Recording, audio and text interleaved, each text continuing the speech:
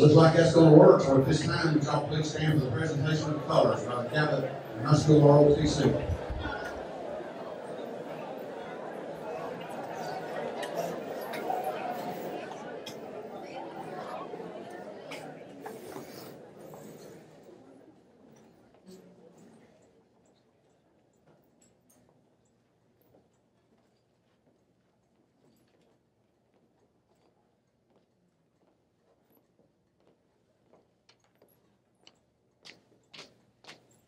Color guard. Base. Color guard. Halt. Breathe in. Colors. Join in the pledge. United States of America, to the republic which stands, one nation under God, indivisible, with liberty and justice for all. Order. Colors. Right. Base. Forward. Arch. Control. We'd especially like to thank you for taking the time out of your schedule to be with us tonight. And I know Gene thinks we're really here to honor Gene, but ladies and gentlemen, these young ladies and young men sitting in this table right here are who we're here to honor tonight for their accomplishments the past 12 years. And we just appreciate Gene for thinking this is for him. We hear every year that when I talk to Gene, if he would do this, he said, John, nobody's going to show up for this. And I'm sure we'd probably get a couple hundred people if everything worked out well. And comes Friday, night of other calls me and says, John, look, we sold 15 tables and 150 tickets. So this looks pretty bleak. We don't really know what's going to happen. Said evidently Gene was right. Well, we go on TV Saturday morning, and I announced that Ken Hatfield's going to be here to speak. And look what happens. Coach, thank you so much for making this a success.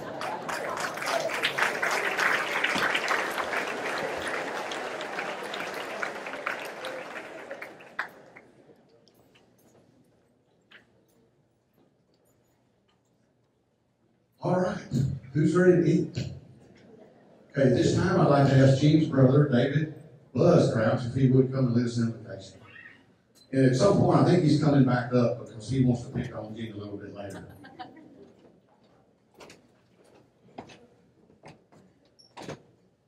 You'll pardon me if I don't call him Gene. He has been Laddie ever since he was a baby. Our father nicknamed every one of his children, all 6 of us. And so I'm here representing our family as well as representing the Lord and his work in his life and our lives. It's a joy to be here. And Gene wrote me a letter and said, I want you to do the invocation. And then he said, don't make it too long. You can say a few things, but I know being a Baptist preacher may be 3 or 4 hours. So I guarantee you it won't be over an hour. I want you to know I represent our family. I'm the big brother, if you want to look closely. And I said to, I think it was to Dick Hatfield a few minutes ago, I had graduated from high school when he started, so you can tell the difference in our age. And I look younger and he looks older, is what somebody said. But I want to just say, he has been such a blessing to our family, personally. We have 4 daughters, and when we were in El Dorado, he was in El Dorado, we were there as well at the church. And our oldest daughter traveled with him and just had such a good time. The other girls were small, but as they grew and got to know him and visit with him and had him in our home, what a blessing it has been. He has blessed us as he has blessed you. I just want to ask you to accept our thanks for the privilege of being here. And I would ask you to bow with me with, I forgot my speech. I said I was going to make it short. When he was in high school, he played quarterback. And one day my dad, who could say some things in different ways, saw him playing baseball. And he got to see him play football. One day I heard him say to him, "Laddie, you can run all day in the shade of a tree and never go anywhere." And so that's the reason he was a quarterback. He couldn't run. But then I just remember too that he was a guy that had a little sister. Well, she was smart. She skipped a grade and graduated with him. And so when they called his name, Laddie Crouch, for his diploma, Jackie got up and got the diploma because she put it through high school. Didn't you, Jackie? Would you allow us to be prepared? Our Heavenly Father, we pause at this moment to thank you. To thank you for your blessings upon our lives individually. Thank your blessings for your blessings on Gene's life and through his life. To bless so many of us and so many others through his life. We thank you for this occasion then when we remember together. We thank you, Father, for the privilege of being together this evening and what it represents for these young people that receive the help that will help them to extend their education. We thank you for the foundation. We ask you to bless us, that we might be a blessing to them through our gifts. And we come to say thank you for this time over the meal. May the fellowship be sweet. May the memories be sweet. But Father, we pray you'll be honored in it all, because we ask it in Jesus' name. Amen. But our attitude tonight is going to be every single student here tonight is going to get recognized. And for what they've achieved and what they're going to be honored for, they deserve as much of our time and our patience and our support as any football or basketball game that we'll go sit out in the rain for at Panther Stadium or at the arena. So we're going to sit back. We're going to relax. There you go. If you need to stand up, well, look around you first, because you probably can't. But if you need to stand up, move to the side, you can help yourself. But we're just going to take our time and we're going to honor our upcoming graduates. You know, the Scholarship Foundation, we're going to talk a little bit in a few minutes about, as we close, about what this means to our students. But I want to say something I learned tonight, and this wasn't planned. But sometimes things happen, and it's just absolutely awesome. I was heading to my table over here to start the dinner service, and while I would love to recognize everyone who gave a scholarship here tonight, and in just a second, I'm going to have everyone that has a part in a scholarship to stand up and be recognized. But let me tell you about what this means and why this is special. And Gene, you'll love this. This is awesome, because Gene and I were in a service organization together, still are, and K-Kids is part of Kiwanis. And in our district, we have a K-Kids club in every elementary school, Builders Club, and then it goes up to Key Club. I didn't know about this until just a few minutes ago, but this is just absolutely awesome. I was walking to my table, and Miss Coates stopped me. Joni Coates stopped me. Joni Coates is one of our teachers at Magnus Creek. And Miss Coates said, "Let me introduce you to somebody real quick." So I stepped over, and I met this student. Now, let me have her. Chloe, can you stand up? And I tell you what, Chloe, just stand up in your chair. Don't do it at school, but do it here. You're okay. The superintendent gives you permission to stand up in your chair. Now, I want everybody to see Chloe. Miss Coates said, "I want to introduce you to Chloe. And in your program in just a minute, one of these students is going to receive the Magnus Creek K-Kids Scholarship for the first time." So I said, Chloe, what was this all about? Well, I'll just tell you right now, Chloe is the sergeant at arms of the club at Magnus Creek. And Chloe explained to me that this year they raised money through a Valentine's sale and a Christmas store sale and some other fundraisers at the school.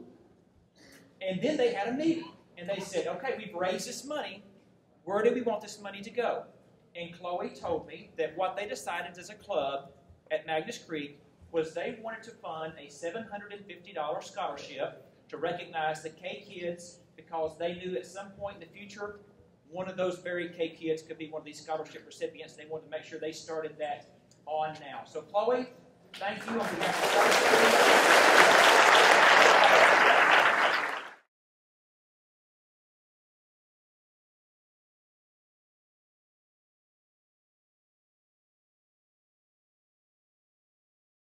the FBI went up there and tried. He said, "Do you ever get to New York, come by and we'll go eat lunch."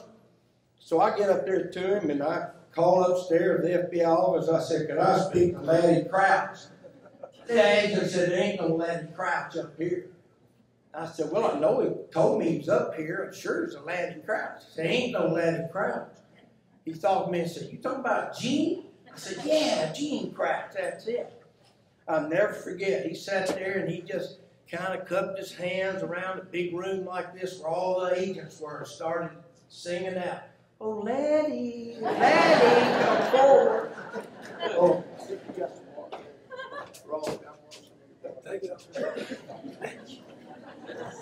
it's good to have a family member, my brother up here. I can drink after him. Can't do that with everybody. But no, Laddie, we called him Laddie. And I didn't know when I came here to Capitol, nobody knew who Laddie Crouch was.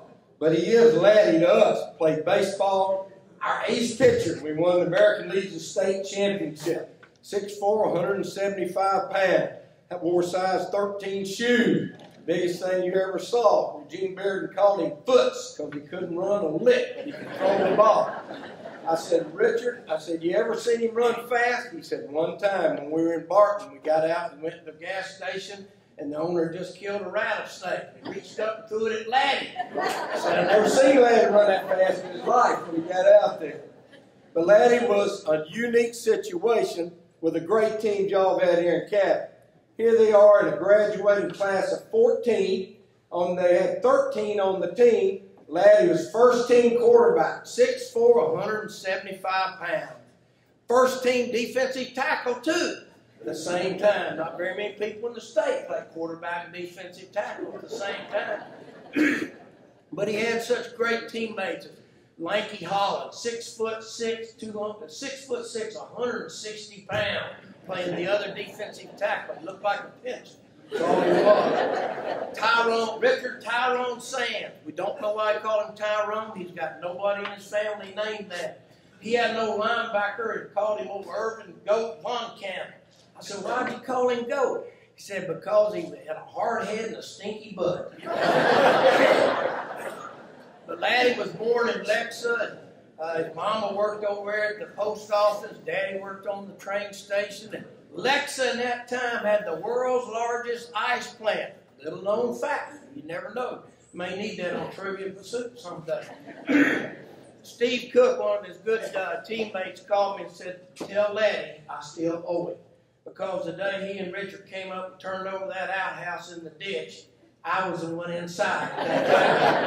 Thank you, Laddie. He wants you to know that. I asked Richard, I said, "I didn't know him. I was in Helena. We played baseball. I'm in high school. Did he date much?" He said, "Date much?" He said his nickname was Bedspread. I said, "Bedspread? Why is that?" He said, "Because all the girls turned him down."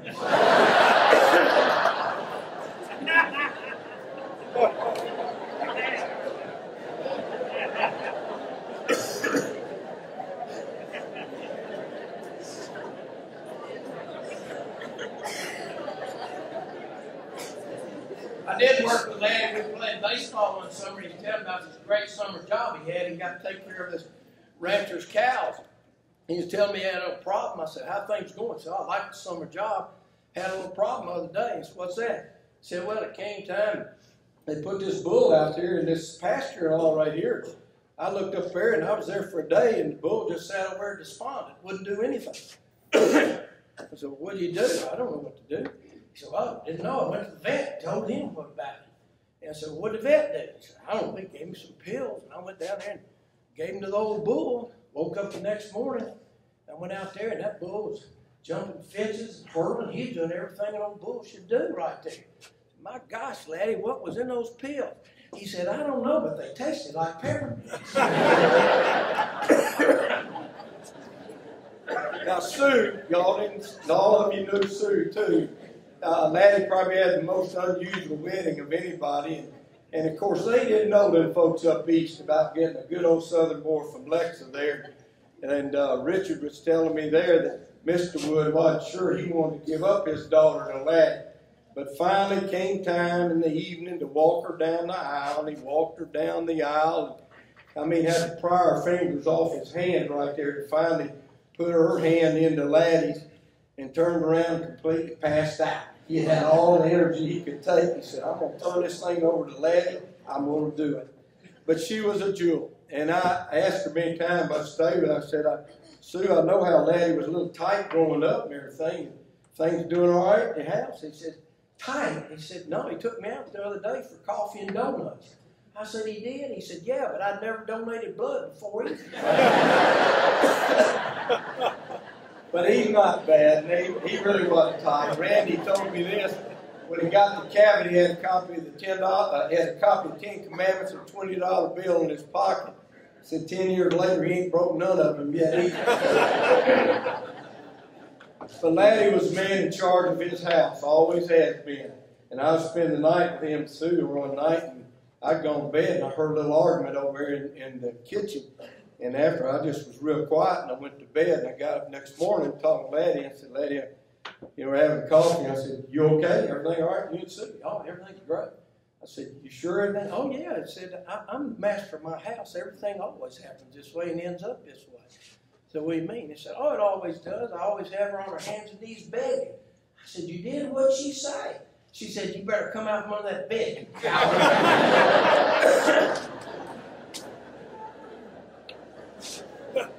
But I love Laddie's coaching ability. Randy tells me about his first time. Some of you other guys may be out there. But Laddie always wanted to be a coach. Being an FBI agent and all, he had a yearning to coach. And so he went to coach his first time here. Randy's telling me and said, who's your special teams coach? I said, man, we ain't got a special teams coach. What do you mean? You got to have a special team coach. You got to win with a special team. He said, I'll be the punt return coach. All right, go ahead.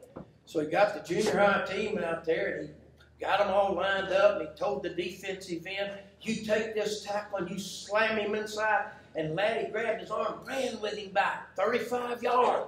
Sit your butt up here and don't move. Jogged on back, got the tackle, said, slam your man inside, run on back. And Laddie ran with him, carried him all the way, 35 yards. He did 5 players and passed out. Couldn't run anymore right there. But he was a kind of guy. Was anybody here been coached by Gene Crouch before? Thank you very much right here. You know what a coach he is. He's as good as it gets. I asked Randy, too, about his golf, because there's nobody loves golf more than he does. And I said, does Laddie cheat in golf? He said, absolutely not. He just forgets how many strokes he takes every time he plays. But he said he did have fun, though, the last time when he finally turned 70, and all the pros said, you can move up the tee box. And so Laddie started moving up the tee box and was hitting his drives on down there, just bragging to Randy, I'm going to wear your butt out. Well, I'm hitting the ball so far. We let him do that for about 3 holes. He said, Laddie, you know you've been hitting from the ladies' tee box. Didn't bother Laddie. He's winning. That's all that matters right now. This is a trip I had to have been on, but I wasn't on him with Randy and about 7 of his buddies. They'd been somewhere and they got tied up and they couldn't get back on the plane, so they had to spend the night in this hotel. And they sat there, and so 8 of them were in one room. And they showed them they only had one bath and everything. They said, here's the bath. Y'all can share whatever you want in there. There's one shower and a tub. They all go to bed and get up the next morning. And Laddie wanted to be sure he got the hot water, so he got up early and he made him a big hot bath. Well, they didn't know he was in there forever, and finally they knocked on the door and looked on there. Well, the tub was so deep, Laddie couldn't get out of it. He was swimming in there. It took 4 of them to get his butt out of the tub. They finally got him out and dried up and said, well, Laddie, why didn't you just use that shower over there? He said, dang, I forgot the thing was over there. I should have used that shower. I'd have been a lot better off. But Laddie was just Laddie. If you've ever been with him, what you see is what you get. The last trip they took, though, of being a good FBI agent, which Jim will talk about, they go to Dallas, Texas, and they get ready to come back. And there, Laddie's complaining and griping that he's going to have to take his shoes off to go through the x-ray machine. And he said, man, I'm an FBI agent. I ought to be able to get through that thing with all that. said, take your shoes off, Laddie, and go on. So he takes his shoes off, goes through the x-ray machine. They run his bag through there, and the officer says, is this your bag? And he said, yes, it is. He said, well, come here. I got to see something. I think you got a gun in this bag. He said, I ain't got no gun in this bag, sure. And he started pulling out his underwear and his socks and everything. And then down at the bottom, all of a sudden, they found the remnants of a 32-ounce T-bone steak. And Laddie had ate half of it the night before, and he didn't want to lose it. So he had wrapped that deal up. But knowing Laddie the way he is, he said, oh, I'm sorry. I'm taking that back to my dog. Randy said, Laddie, your dog died a year ago.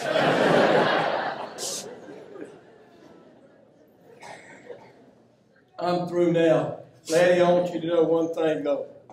Because this is your night, this is special for the students and everybody. All your old friends that you eat with down here all the time, all your FBI agent buddies and everybody else, we got together and we took up a collection to buy your watch. We want you to remember us in the future, so every time you look at that time, you'll be thinking about us. Only problem, we ran a little bit short, so we weren't able to get a watch. But I do have a card with a number you can call 24 hours a day to get the correct time. So we do have that for you.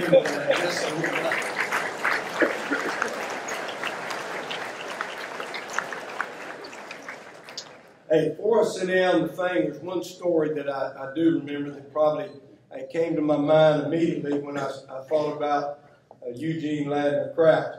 And it was a story written years ago by a guy named Stu Weber. And it was a story about two old guys in World War I.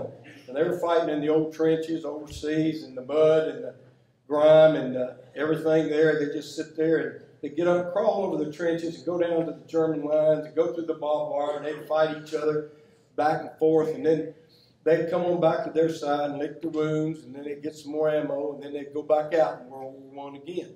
And Bill and Jim were the best of friends. And they got a chance to talk to each other all the time about their aspirations and what they were going to do in life when they finally got back home. And after one of the forays over there, old Jim got wounded. He couldn't get back to the side. And old Bill got back in there, and he heard his buddy calling for him. And he wanted to go out there, and this young officer came to him and said, don't you go out there. You cannot do it. It ain't going to do any good. Don't go out there. And Bill kept hearing him all the time.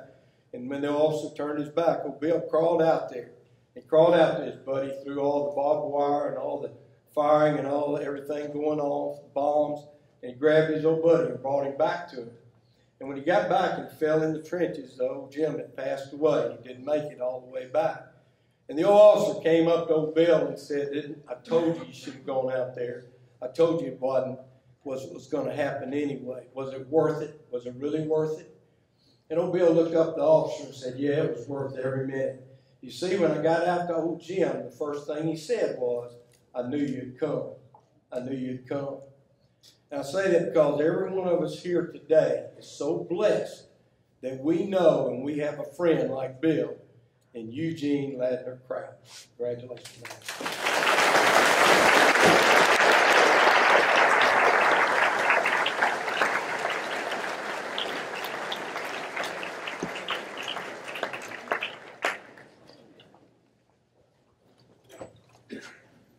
Coach, thank you. We certainly appreciate that and all the inspiring words you gave us. We now all of us have some new information on Gene. Gene, you're probably lucky that Coach talks along, because I've got a book right here that says My Adventures with Gene by Randy Black. I was going to read some of these, but the time's going to not allow me to do that. So I'm not going to bring up any of them yet. Didn't know Randy could write. We learn something tonight on every time.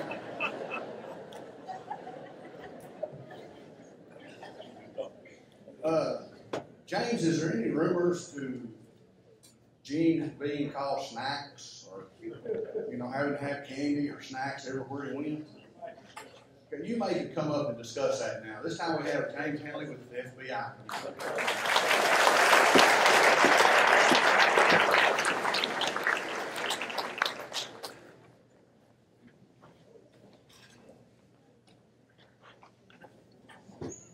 See all these notes now. I just want you to know there's not that much material. You get my age, the print's got to be real big.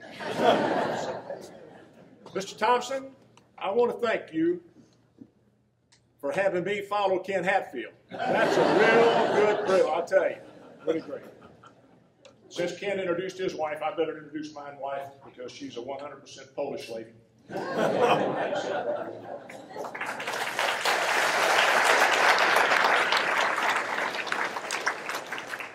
Like Coach Hatfield, I want to congratulate each and every one of you. All of you know that college is your future, and this is certainly going to help you. So good luck to each and every one of you.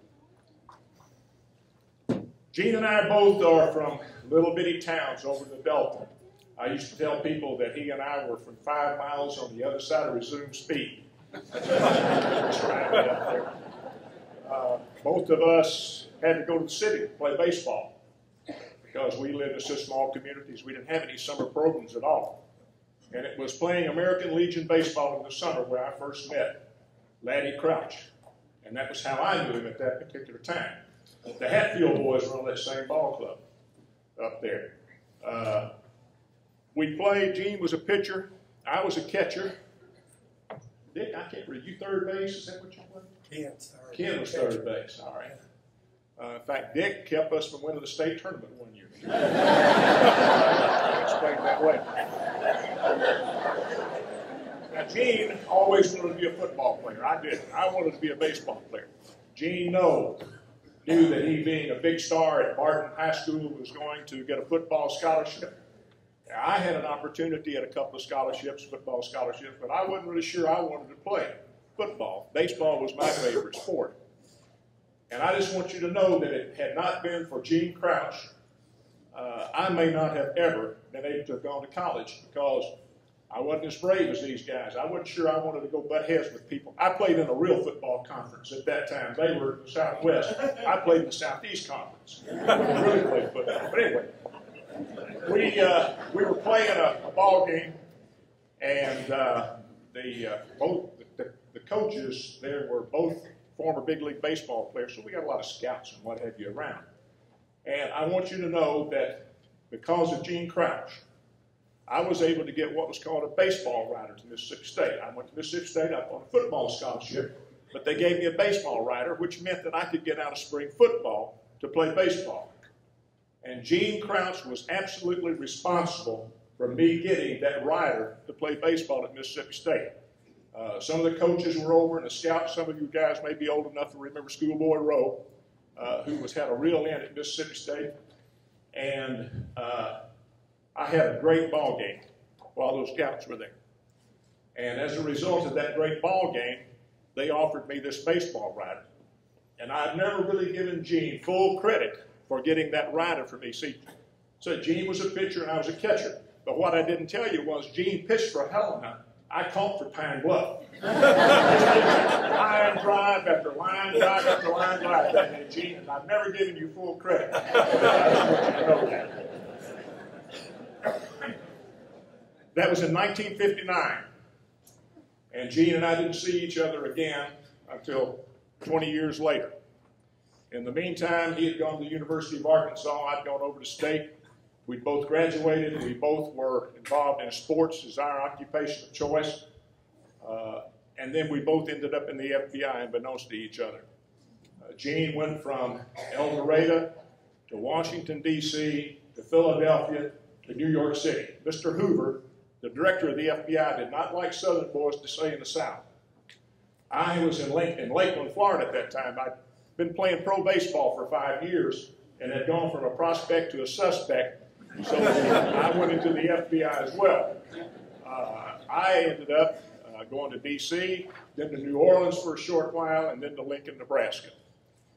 While Gene was in New York, he was assigned to the bank robbery squad, which was the most elite, prestigious squad that you could be on in New York City. I'm like you. We wondered how in the world Gene Crouch ended up a real prestigious squad like the bank robbery squad. My wife has told me I can't tell a couple of these stories, so I can't tell how Gene recovered some evidence from the bank robbery on one occasion. But I can tell you that he was involved in one of the most famous bank robbery cases in the history of New York City. There was a movie that was made about that particular bank robbery. It was called, what was it, Gene? Dog Day Afternoon, right? Dog Day Afternoon. Starred Al Pacino. It was about a guy who got caught inside a bank, pulling a robbery, big television cameras rolled up, all this kind of stuff, and Crouch was very prominently mentioned in this particular movie. So if you saw the movie, or if you want to go get the video of that movie and watch it now, be sure you look for Crouch's role in that movie. Gene was the guy who heroically left cover on several occasions to run to the hot dog stand to get snacks.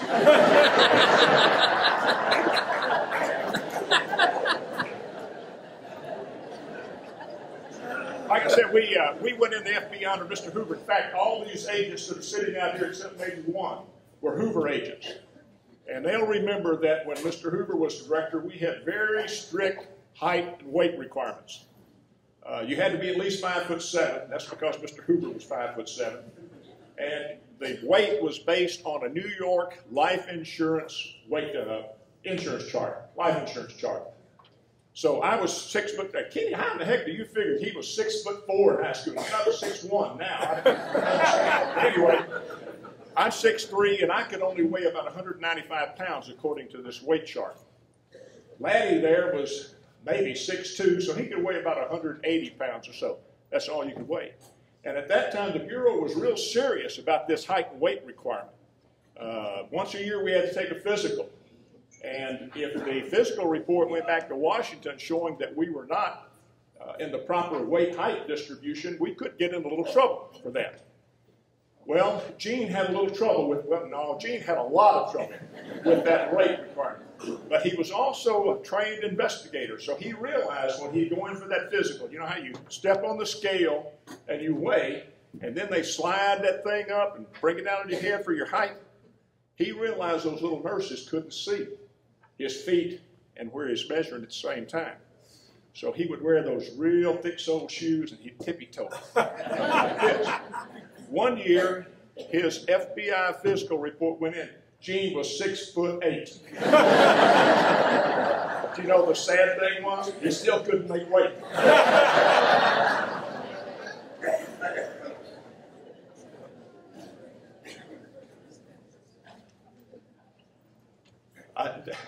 I'm really at a loss here because I followed Hatfield, number one. And number two, there's so many stories in the FBI that we just can't, we just really can't go into.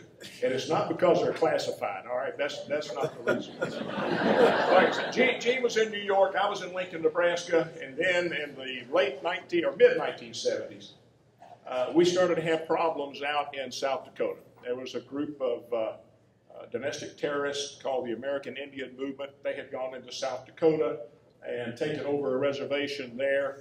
And as a result, the office in Rapid City, South Dakota was enlarged, and Gene was lucky enough to get transferred from New York City to Rapid City, South Dakota. And I was in Lincoln, Nebraska at that time. We had, this was when the Bureau formed what's called as their Special Weapons and Tactics Team, SWAT teams.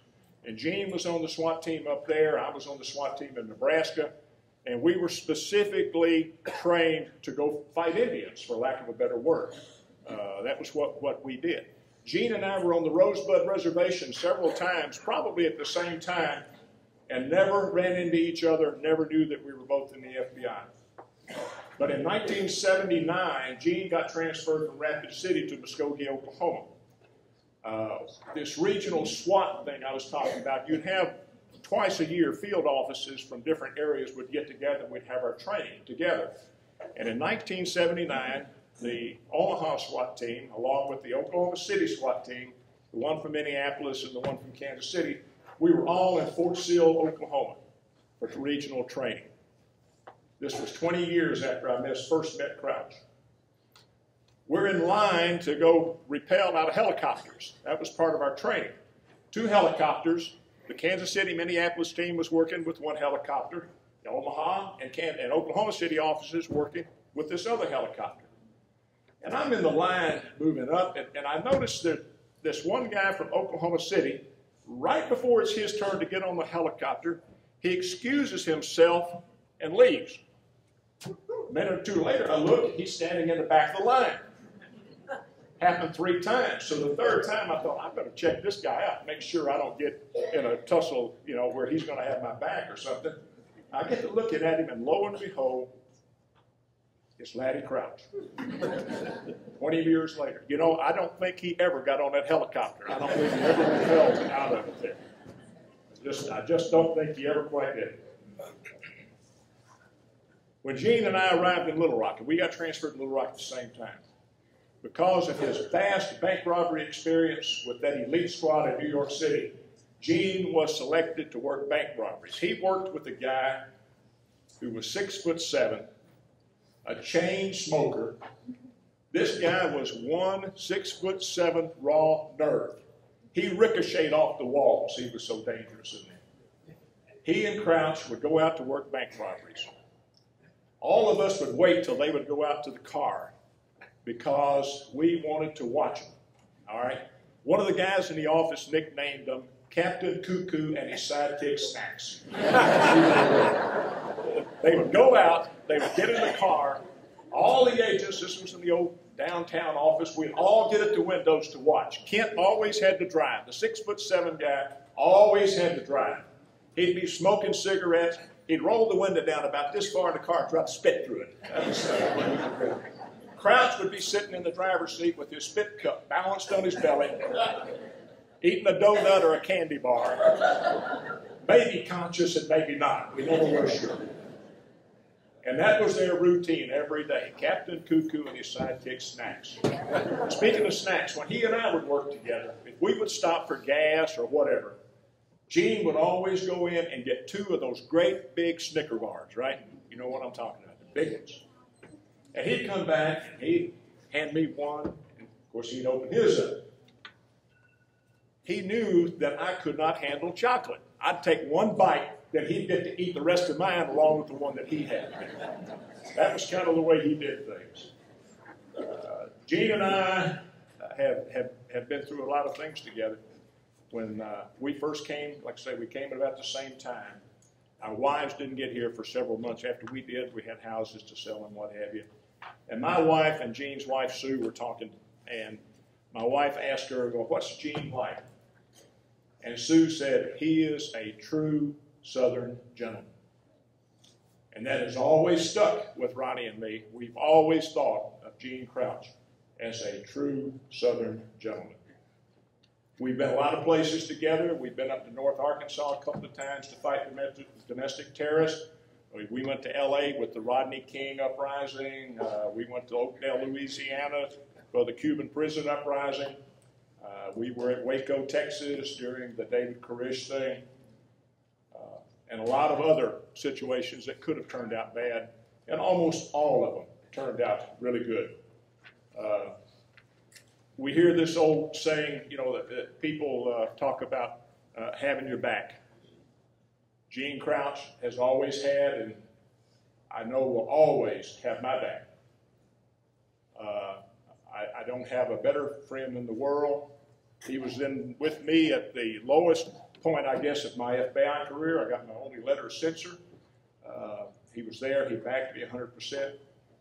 And we supported each other on probably the darkest day of our life, our personal life. We were there for each other then. I am privileged and honored to have Gene Crouch as my friend. And I thank all of you very much.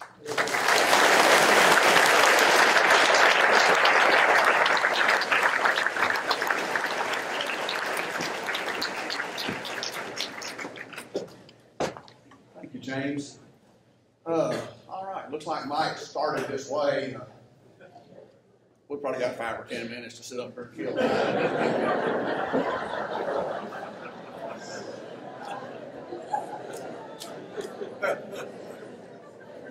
It's not Mike's walking, it's a crowded building. And, you know, if any of you have any questions about how much Gene can help get you out of speeding ticket, talk to Steve Tipton after tonight. You know, he's an expert at using that FBI laptop. Just, don't worry about it. I don't think he worked, did it, Steve? I need some help.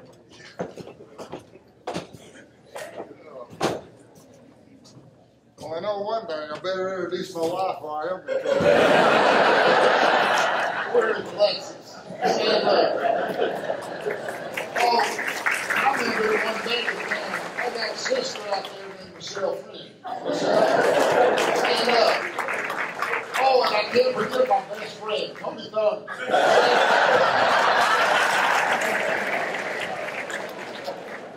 Well, I hadn't known Gene as long as these other two guys have, because he came to Cabot in '81. But, you know, when they said roast and toast, I said, give me a break. How hard could that be? Look at it. You know, if beauty is truly in the eyes of the beholder, he's got that face only your mother could love. And let's don't stop up here. Let's go on down the restaurant. Of course, you've already heard they call him Snacks. And when he worked at Cabot High School, I understand where he got the nickname, because it didn't matter whether I saw him mid-morning, early afternoon, mid-afternoon, late afternoon. He either had a donut, a Snickers, or a bag of potato chips in his hand. So I know where they're coming from. But supposedly he was a pretty good athlete, what they say, because he got a scholarship to play at Arkansas back in the early 60s. In fact, he was in there with Ken Hatfield. In fact, talking to Ken Hatfield before the banquet started, you know, he's been pretty successful wherever he's been. And I tried to pick up a few tips here and there. I said, help me out with him. What makes a good team? He said, well, if you can get rid of all the dead weight, you're going to be successful. Well, Gene quit the team in '63, and they won the national championship in '64. So Gene, Ken wants to thank you for your part in that national championship.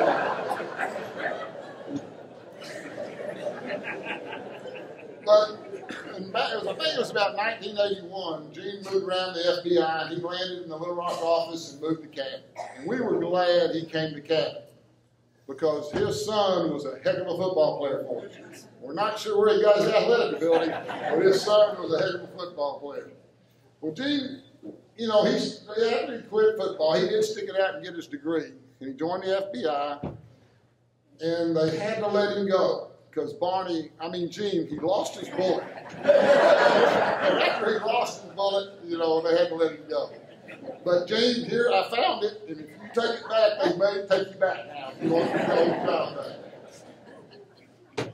But anyway, so when Gene got let go or retired from the FBI, whichever story you want to believe, we felt sorry for him, and we hired him. He coached with us at Cabot. You know, I knew he wasn't that great an athlete, but you don't have to be a great athlete to be a good coach. And one day I started wondering about what he had upstairs. We're out on the practice field, and this is October. It's rainy and wet, and the geese are coming in.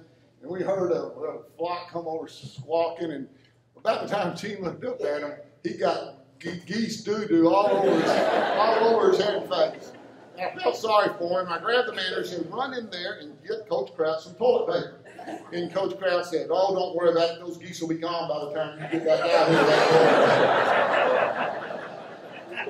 For those of you that have the same IQ as Gene, the toilet paper was for Gene, not for Gene. And then, we've already established he wasn't that great an athlete, he's not that good looking, and he's not very smart, but he was competitive. He never would give up. One day, we were in the office, and Coach Milton Williams, I saw him out here earlier, he coached with us. He's the head coach at UALR, the track coach over there now. He came in, and I don't know where he came up with this idea. He says, who can jump up and hit your head on the ceiling? Now, this is a true story, okay? This is and, you know, the ceiling's 8 foot tall. Gene used to be 6'4", you know. So we're talking about a vertical leap of maybe 20 inches at the most. And, you know, any good athlete's going to have a vertical leap of at least 30, and the best ones are close to 40. Well, Milton, he jumped up and he hit his head on the ceiling. I jumped up and hit mine and a couple other coaches, and then it finally came Gene's turn. Gene jumped up and he didn't hit it. And he came down and says, how bad I missed it? Well, I didn't want to hurt his feelings. I said, Gene, you just almost had it. You were right close. Really, you missed it by about a foot. But the guy wouldn't quit. He kept trying. He kept trying. And about the 5th or 6th time, you could tell he landed awkward and he hurt himself. Well, 6 months later, Gene got his new hip.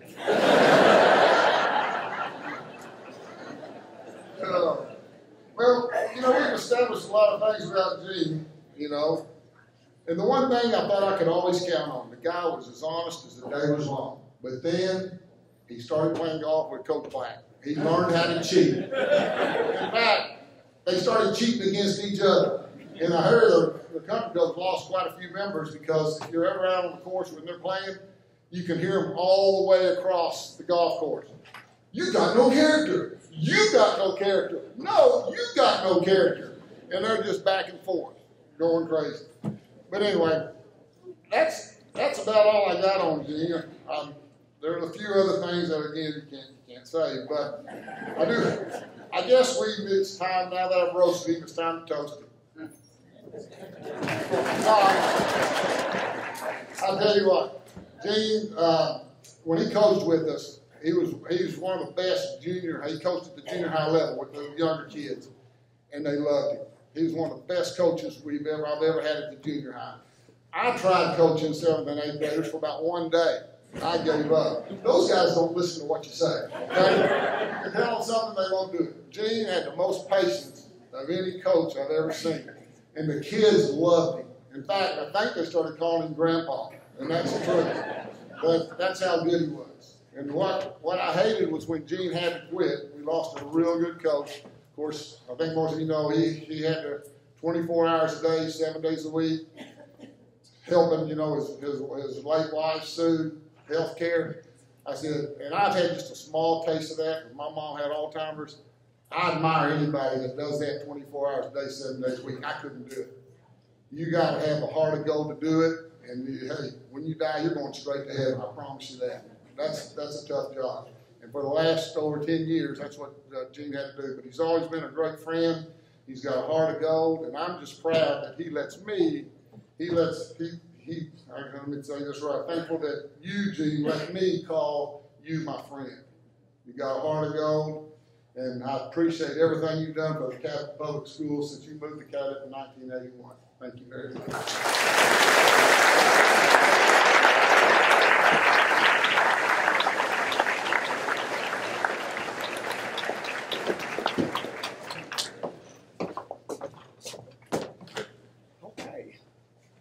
When I first called and asked Gene if he would let us pick on him a little bit tonight, he thought a little while. Let me get back to you, John.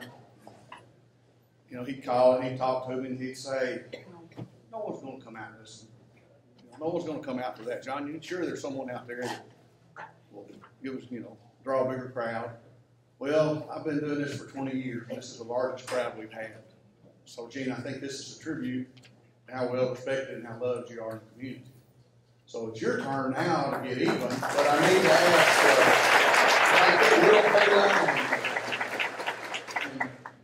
Mr. Waymack, come over and help you up the steps, because that's the first thing you said, you got to climb the steps. So I'm going to get someone to help you get up. I'm his older brother, I'll help you. Okay, well, you help me get He's a little concerned about making it up the steps, so we don't want to hurt his feelings tonight. Ladies and gentlemen, Gene Grout.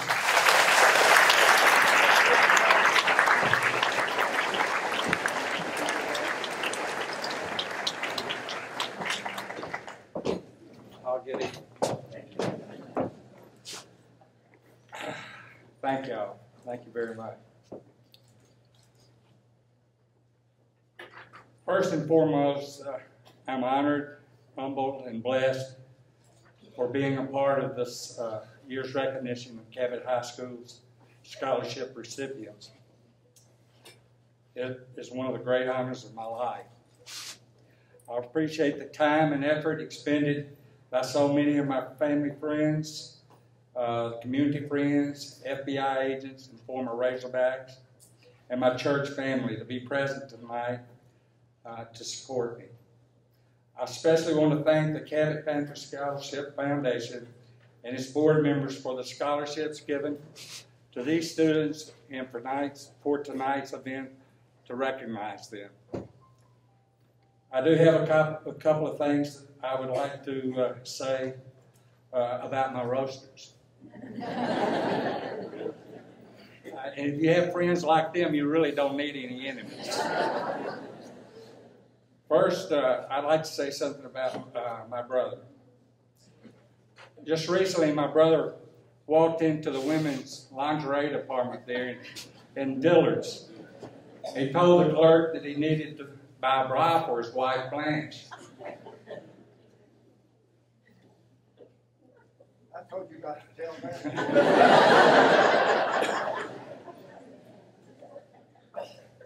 She asked us, well, what type of bra are you looking for? There's more than one type, and we had 3 kinds of bras. And, Buzz was kind of confused and said, well, what 3 types do you have? She said, well, the first type, we have a Catholic bra. And then there's the Salvation Army bra and the Baptist bra. And which one do you need? Still confused, he asked, what is the difference? And she explained to him that, well, Kirk replied, it's really easy to tell the difference. The Catholic bra supports the masses. The Salvation Army bra lifts up the fallen. And the Baptist bra makes mountains out of molehills.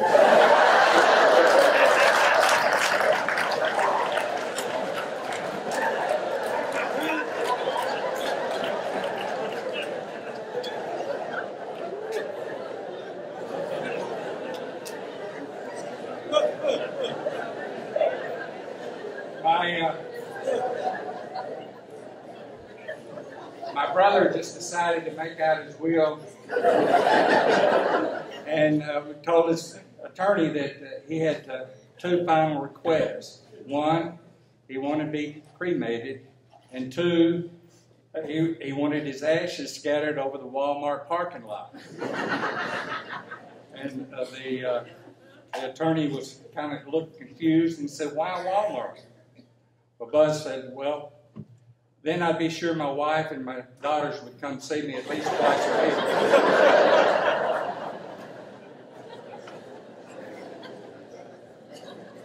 My good friend, Coach Ken Hatfield. And he is a good friend, even after tonight.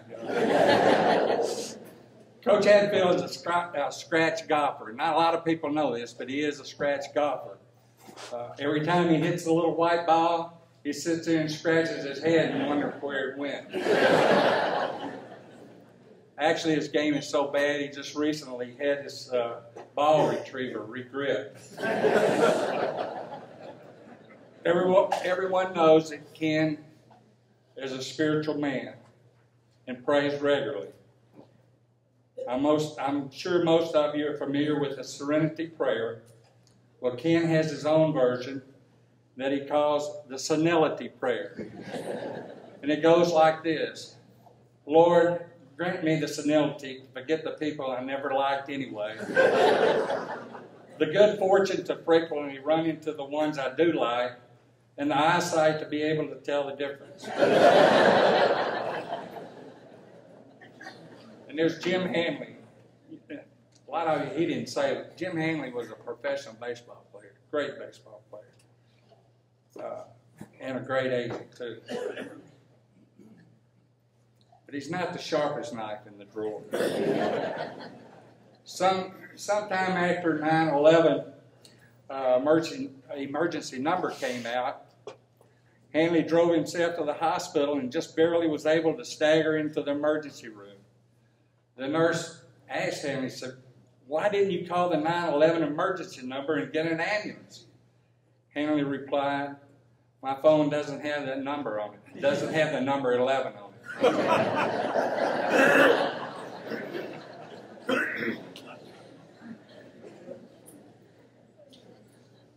Just the other day, I was talking to Ronnie, Jim's wife, and she was a little concerned, and she told me, she said, you know, Gene, said Jim's beginning to make noises a lot like our coffee maker is making now. And of course, Jim's not a young man anymore. In fact, these days, half the stuff Hanley puts in his shopping cart is labeled for fast relief.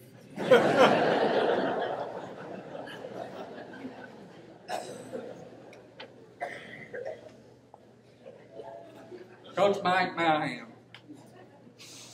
All of you know that Coach Cabot's longtime head football coach was inducted into the Arkansas Sports Hall of Fame last week. Over 277 wins, probably the third most wins of any active coach in the state of Arkansas. Alexis, his wife, was overheard to say, she said, "Mike, you love football more than you love me." Mike looked at her and said, Alexis, I'm sorry. "I sure do. But I do love you more than basketball and baseball."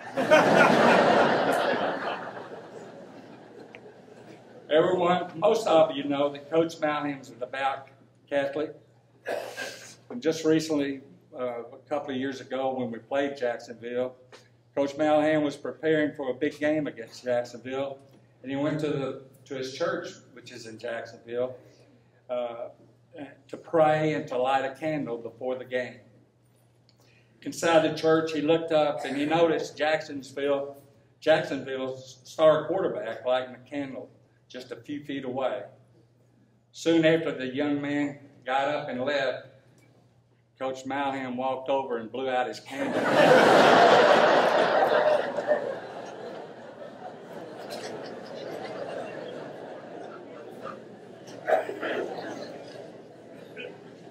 On a more serious note, I wanted to offer praise for Cabot Schools. My sons, Ladd and Andy, were students in Cabot Schools, both participated in several of the sports programs here. We located our family here because we knew Cabot provided the best educational opportunities available. I know the families of these students agree, as tonight's scholarship recipients will soon be exploring many varied opportunities to continue their preparation for the years ahead. I'm sure they'll be receiving plenty of advice. But I'd also like to share a story with you tonight as you think about achieving success in the coming years. Many of you here tonight may remember the movie We Are Marshall. It was about a football team that lost 6 players, several coaches, and devoted fans in a plane crash. Following that tragedy, Dr. Lauren Young, a popular and successful Methodist minister, spoke to Marshall University graduates that year asking who would like to be a success in life. After all of them raised their hands, he followed with, "What is success?" After they had pondered answers, Dr. Young said, "You will find that real success in life is giving. When you take the talent God has given you and develop them to help others, you will be a success." Again, I thank you for for this wonderful evening that I'll always remember. Thank you very much.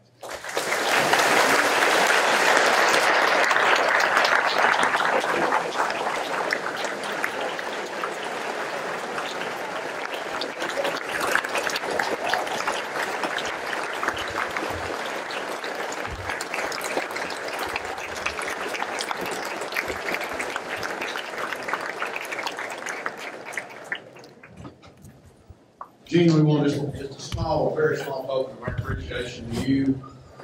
We've actually got your name right. We've got Eugene L. Laddie. Laddie Krause on this. 20th anniversary Roasting Coach honoree, March 10, 2015. Never know how much we appreciate you and what you've done for us. Thank you, sir. Thank you.